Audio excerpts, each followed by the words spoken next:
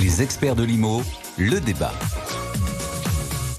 Et à mes côtés, comme très souvent, j'allais dire presque trop souvent, mais il faut dire que la fiscalité, elle change tellement souvent que j'ai besoin de vos lumières, moi. Stéphane Descartier, SD Conseil et Formation. Bonjour Stéphane. Bonjour Marie, bonjour à tous. Et Jean-Pascal Michaud, avocat fiscaliste chez LMD Avocats. Bonjour Jean-Pascal. Bonjour à tous. Oui, je sais, on vous voit souvent, mais on a besoin de vous, messieurs, parce qu'il y a beaucoup de choses à dire. Alors, on va pas se mentir, il y a encore pas mal de sujets qui sont dans l'incertitude. Bon, on va venir sur nos débats budgétaires, on va rentrer direct dedans. Sur une certitude, un des textes qui a quand même été voté, faut le dire, c'est le projet de loi de finances pour la sécurité sociale. Sur le papier, on n'a pas l'impression comme ça ne devrait pas concerner l'immobilier, mais si, ça concerne aussi l'immobilier via la hausse de la CSG. Alors, plus de peur que de mal ou ça va piquer quand même, messieurs ? C'est quand même une augmentation, effectivement, pour les revenus en meublé. Puisque parce que normalement, ils avaient exclu les revenus fonciers. Voilà, les revenus fonciers, donc location nue ou locaux commerciaux, etc. Enfin, revenus fonciers en général, donc on reste avec les prélèvements sociaux à 17,2. Mais pour le meublé, un nouveau coup, effectivement, de poignard dans le dos du meublé, entre guillemets.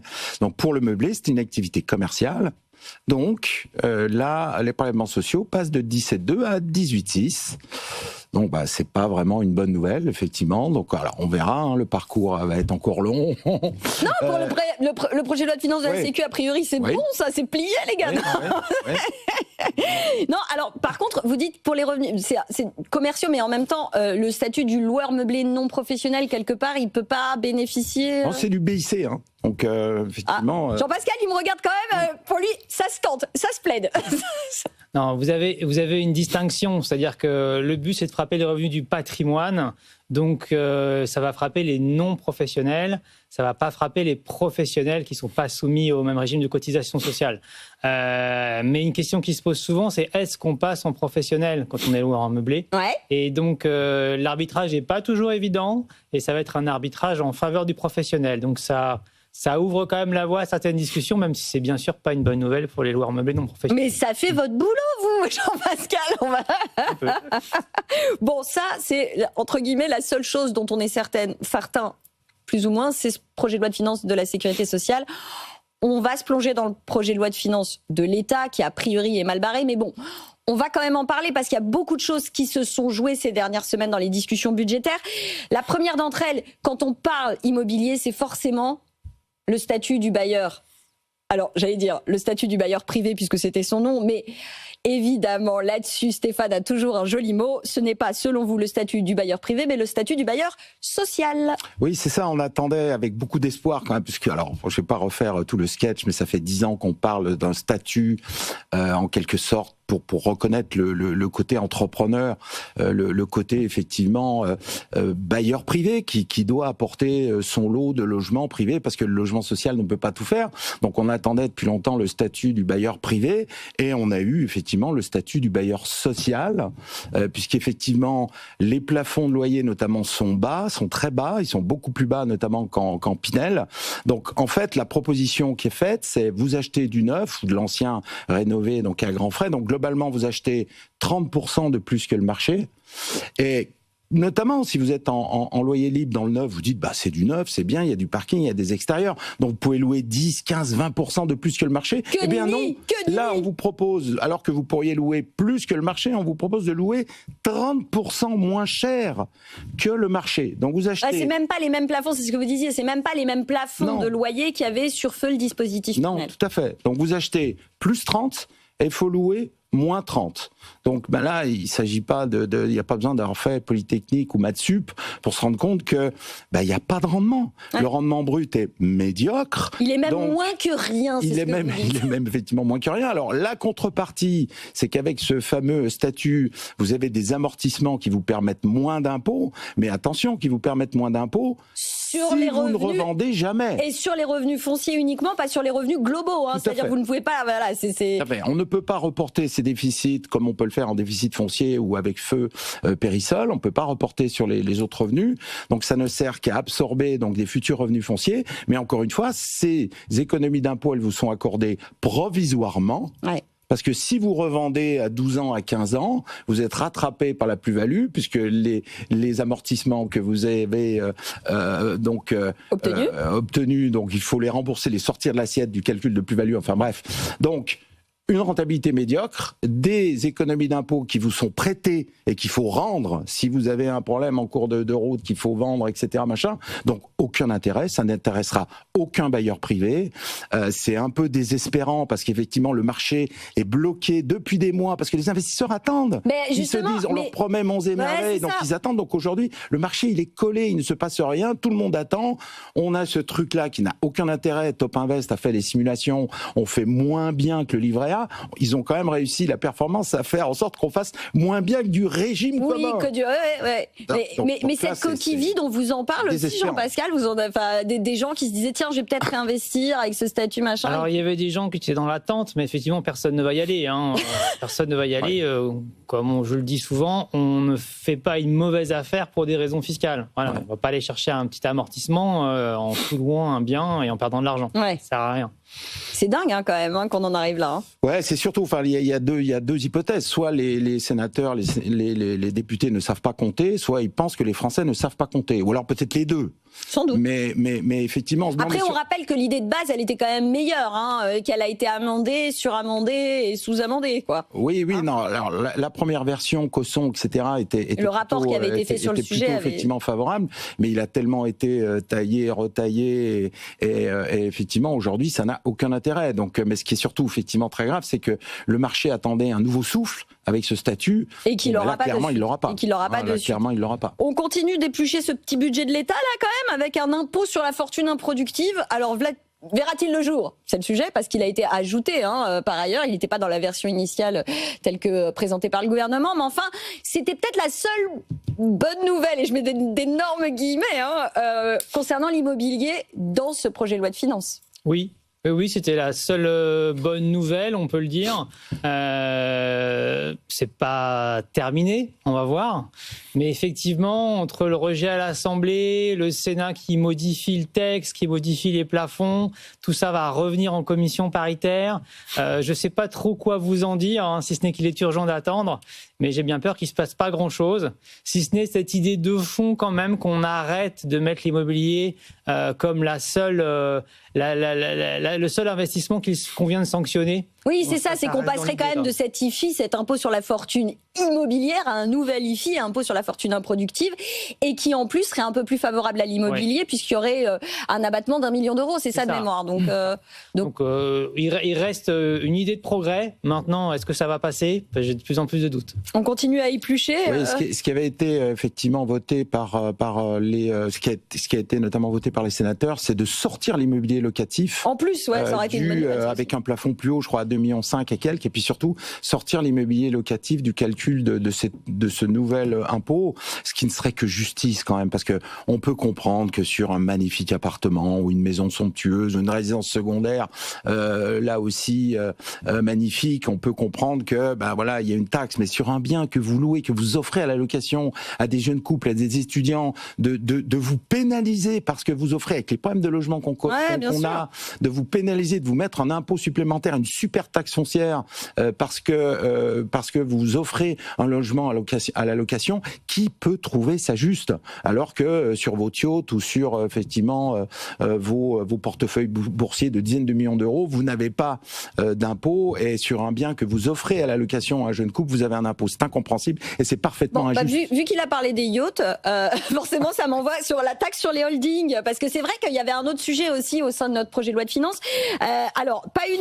La taxe sur les holdings, pas uniquement sur les yachts, bijoux et chevaux qui seraient détenus par les sociétés, mais aussi sur les logements, résidences qui sont mis à disposition de la personne physique qui est rattachée à cette société, en fait. Oui, alors là, la taxe sur les holdings, premier problème, effectivement, c'est que pour le coup, c'est dans le projet initial du gouvernement. Oui, c'est que là, a priori, ça va pas disparaître, quoi. Donc, si on a un 49.3, par exemple, ça y va.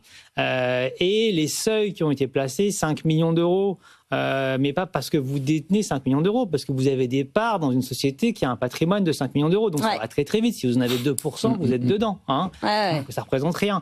Et effectivement, l'immobilier est dedans. Et donc ça, c'est effectivement une taxation, notamment de biens immobiliers qui sont mis à disposition des associés.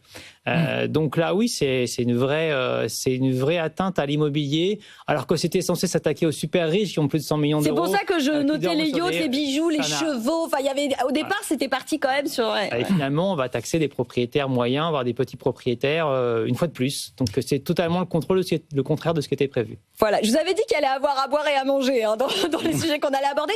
À chaque fois, on va faire une mauvaise nouvelle, une moins mauvaise nouvelle. Je vous avais dit, j'ai pas dit de bonne nouvelle.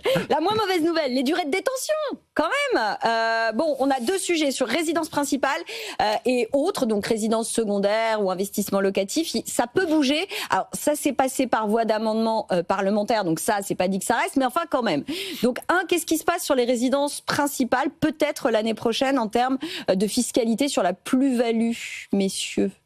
Alors, à ce que j'ai compris, il y aurait effectivement une éventualité de payer de la plus-value si on vend sa résidence principale avant 5 ans, mais c'est assorti, comme toujours, de tout un tas de cas de force majeure, donc divorce, mutation, perte d'emploi, etc. Donc, qui est-ce que ça va concerner? Uniquement peut-être les gens qui faisaient les faux marchands de biens, entre guillemets, c'est-à-dire qui achetaient, qui rénovaient, qui faisaient semblant d'habiter dedans ou qui habitaient dedans quelques jours, qui se domiciliaient, puis ensuite vendaient avec une plus-value, mais sans être taxés. Et sans être taxés.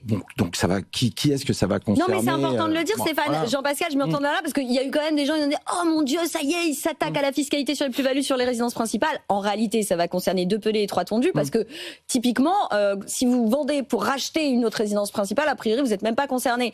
Mais est-ce qu'il y a vraiment beaucoup de gens, Jean-Pascal, qui font les faux marchands de biens? Non. Alors moi, ce que je pourrais reprocher, c'est toujours pareil. On ouvre une brèche, on fait tomber un principe. La résidence principale, maintenant, il faut l'occuper 5 ans et demain, on pourra encore durcir les conditions. Voilà, c'est ce qui me plaît pas. C'est vrai qu'en l'état actuel du texte, les seules personnes qui vont être concernées, puisque même quand vous rachetez une nouvelle résidence principale, c'est bon. Hein, donc les seules personnes qui vont être concernées, ce sont des gens qui faisaient des coups, qui achetaient un bien pourri, qui avait un peu de goût et des moyens, qui en faisaient quelque chose de top et qui le revendaient beaucoup plus cher 1 ou 2 ans plus tard. Et ils pouvaient faire ce coup-là plusieurs fois à la suite et ça restait une des merveilleuses optimisations fiscales possibles en France. Vous en avez vu, Jean-Pascal? Bien sûr, j'en ai vu faire des coups magnifiques et même faire fortune comme ça en 3-4 opérations immobilières sur 15 ans. Mais même ceux-là, j'ai envie de dire, la plupart du temps, ils gardaient le bien plusieurs années, au moins 3 ou 4 ans, et s'ils avaient dû le garder 5, ils n'auraient pas changé grand-chose. Donc je pense que ce texte n'est pas forcément mauvais, mais il n'est pas nécessaire. Il ne va pas changer grand-chose, ni pour les uns, ni pour les autres, à quelques exceptions près. Là, on est sur la résidence principale. En revanche, a priori, c'est bon à prendre pour les autres, c'est-à-dire résidence secondaire et investissement locatif. Là, on va réduire la durée de détention minimale pour être totalement exonéré d'impôt sur la plus-value. C'est à peu près ça l'idée? Oui, non. Ah, non. Alors, Jean-Pascal me dit que non. Alors, je vous avais dit que ce n'était pas des très bonnes nouvelles. Alors oui, ça va dans le bon sens. C'est une réduction de 5 ans de la durée de détention pour l'exonération d'impôt sur le revenu de 22 à 17 ans. Voilà. 17 ans, ça reste long. Mais surtout, le problème, c'est que l'exonération de contribution sociale, qui était de 30 ans, elle reste sur 30 ans. Donc, en fait, donc on n'est pas totalement, voilà, en fait. La durée pour être exonéré complètement ne change pas. C'est toujours 30 ans.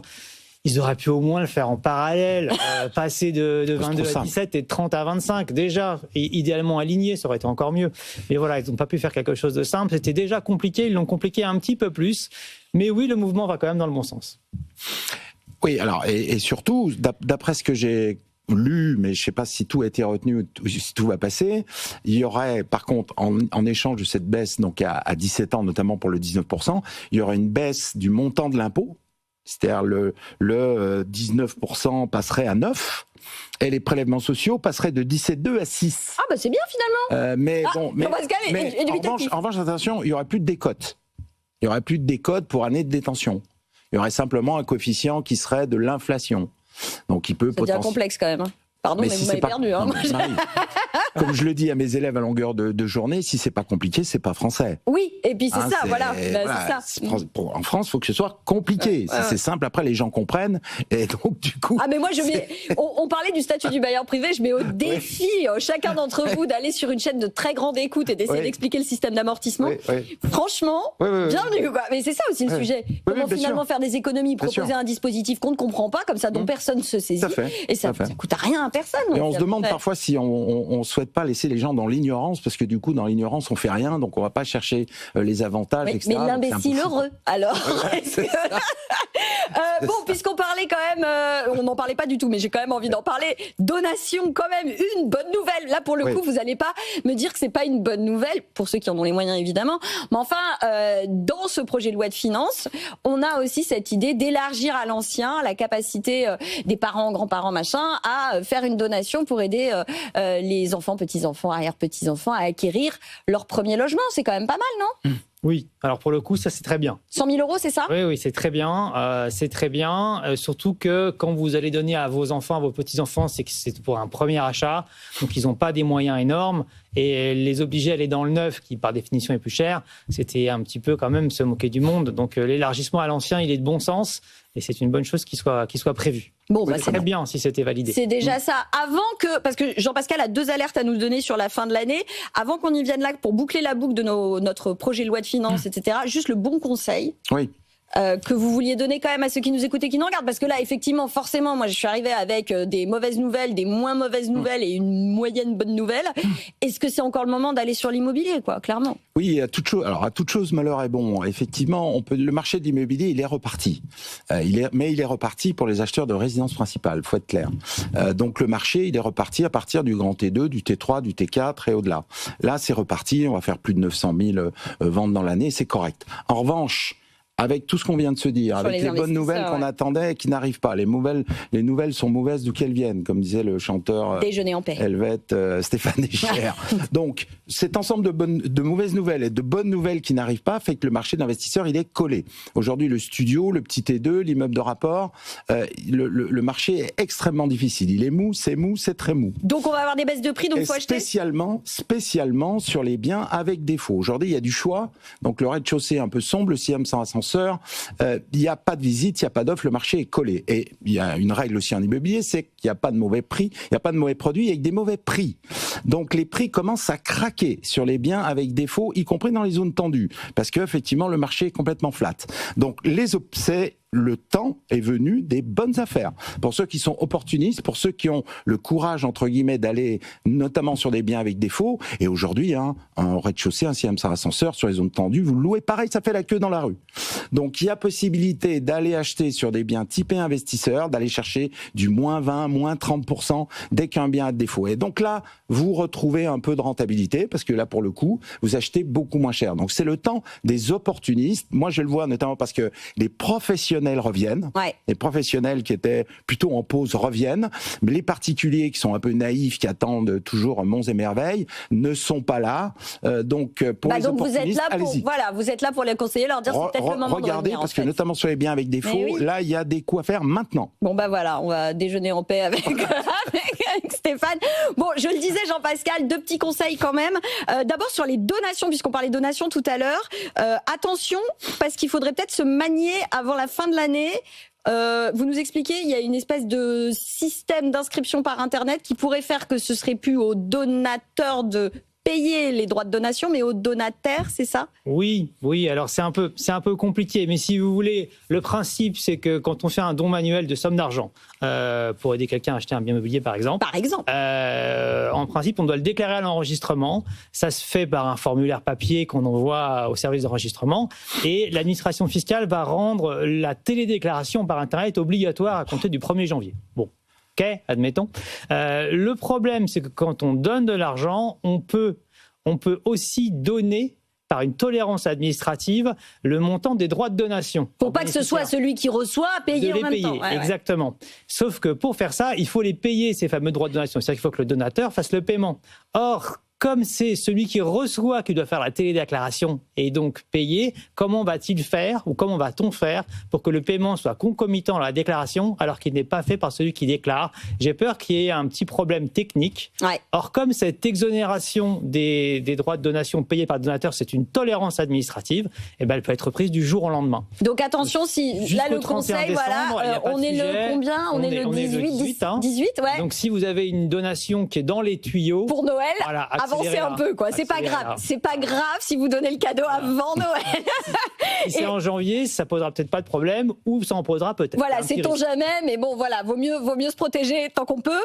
Dernière petit rappel, attention, délai de prescription sur les impôts locaux. Bien sûr, c'est le 31 décembre, les prescriptions tombent dans un sens comme dans l'autre. Ça veut dire que l'administration fiscale va vous envoyer des petits cadeaux de Noël. Puisque les inspecteurs des impôts partent en vacances demain soir, ça veut dire que ça part aujourd'hui, demain et lundi. Il y a pas mal de redressements fiscaux qui vont partir. Surveillez vos boîtes aux lettres et soyez solides dans vos têtes. Parce que appelez Jean-Pascal. Et appelez vos conseils si les nouvelles sont mauvaises. D'où qu'elles viennent. Voilà, d'où qu'elles viennent. Par ailleurs, c'est aussi les derniers moments pour contester vos impôts. Et 31 décembre, par exemple, pour les impôts locaux, la taxe foncière 2024, elle sera prescrite dans 10 jours. Donc là aussi, si vous voulez contester, c'est maintenant. Réveillez-vous. Après, il sera trop tard. Il ne restera que vos yeux pour pleurer. Exactement. Réveillez-vous et après, réveillonnez, donnez et appelez Jean-Pascal. Merci à tous les deux. Alors Stéphane, j'en profite. Stéphane Descartier, je vous remonte son manuel de survie dans la jungle immobilière. Ça aussi, ça peut se trouver sous le sapin. Oui, c'est un très bon cadeau de Noël. Voilà, absolument. très bon cadeau de Noël. En plus des donations qu'on fait avant le 25. Vous m'avez vu venir. Merci donc Stéphane Descartier, SD Conseil et Formation, et Jean-Pascal Michaud, l'avocat fiscaliste chez LMD Avocats. Merci d'avoir été avec nous. Évidemment, on vous retrouve très vite au mois de janvier parce que là, on l'espère, nous aurons peut-être pas un, mais 2 budgets, celui de l'État et de la Sécurité sociale, et on pourra en parler. Merci à tous les deux d'avoir été avec nous. Merci de nous avoir suivis. Les experts de l'IMO reviennent demain sur BFM Business.